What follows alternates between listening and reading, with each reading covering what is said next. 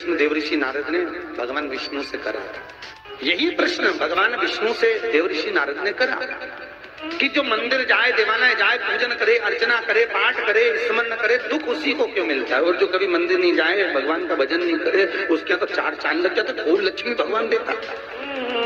नारद जी ने जैसे भगवान विष्णु से ये प्रश्न किया, तो भगवान विष्णु देवऋषि नारद से बोले, उसका उत्तर मैं बाद में दूंगा, पहले अपन दोनों ब्राह्मण के कपड़े पहनकर चल घूमने चलते। और देवऋषि नारद को ब्राह्मण के कपड़े पहना दिए, भगवान विष्णु ने ब्राह्मण के कपड़े पहन लिए, दोनों घूमने के लिए चल दिए। जाते जाते एक सेठ जी का दरवाजा मिला, एक बहुत बड़ा बंगला, बहुत बड़ा घर, और वहां जाकर भगवान विष्णु ने नारद जी से कहा, भूख लग रही, कुछ मांग ले। सेठ जी क्या? नारद जी ने आवाज लगाई, भिक्षाम देही। सेठ जी निकल के बाहर आए, क्या है बाबा? हमें भूख लगी है, थोड़ा सा कुछ दे दीजिए।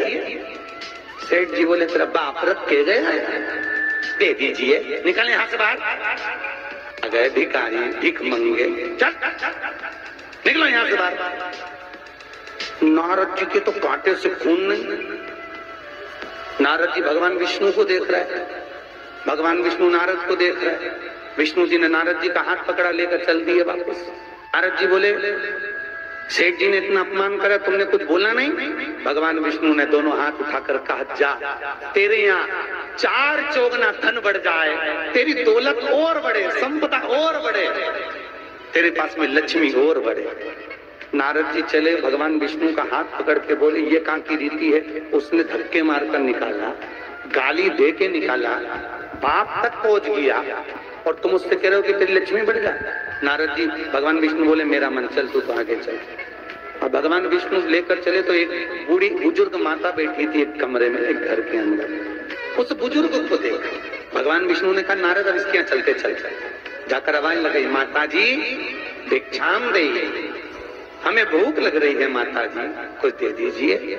माता जी बोली, देखो बाबा, मेरे घर में खाने का तो कुछ भी नहीं है, बस एक गाय है, उस गाय की मैं सेवा करती हूँ, दूध मिलता है, वही दूध रखा हुआ है, तुम दोनों अंदर आ जाओ। और दो आसन लगा दिए माता जी ने, दोनों को बिठा दिया। माता जी दोनों के लिए दूध लेकर आई, दे दिए।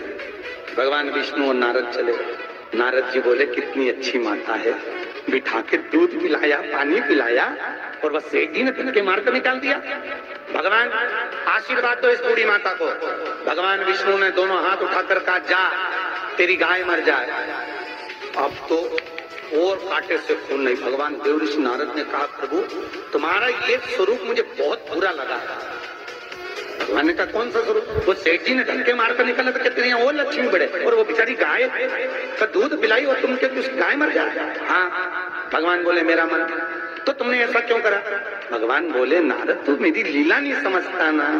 नारद जी बोले, कभी समझूंगा भी नहीं, पहले बताओ ये क्यों हुआ, लीला जाने दो, मुझे तो ये बताओ। भगवान ने कहा, नारद बात इतनी सी है, वो बूढ़ी माता मेरा भजन करती है, दिन भर मेरा नाम लेती है, वो मरेगी, उसके घर में एक गाय है, उसमें उसका दिल बहुत लगा हुआ है, उसकी सेवा करती है, मरेगी, मरते समय विचार करेगी कि मेरे मरने के बाद मेरी गाय का क्या होगा। गाय की याद करते करते जब मरेगी तो उसको गाय की योनि मिल जाएगी, वो भगवान के पास नहीं आ पाएगी, विष्णु के पास नहीं आ पाएगी, इसलिए मैंने उसके मरने से पहले उसकी गाय को मार दी। नारद जी बोले, ये तो समझ में आ गया, पर अब ये बताओ कि वो सेठ जी को लक्ष्मी क्यों बढ़ाई? भगवान बोले, नारद उसको धन से बहुत प्रेम है, मैंने लक्ष्मी इसलिए बढ़ाने का आशीर्वाद दिया कि वो लक्ष्मी को जोड़ जोड़ के इकट्ठा कर कर कर जब मरेगा, वो लक्ष्मी और पैसे के चक्कर में जब मरेगा तो आखिरी में मरकर सांप बनकर उसी दौलत पे बैठा रहेगा।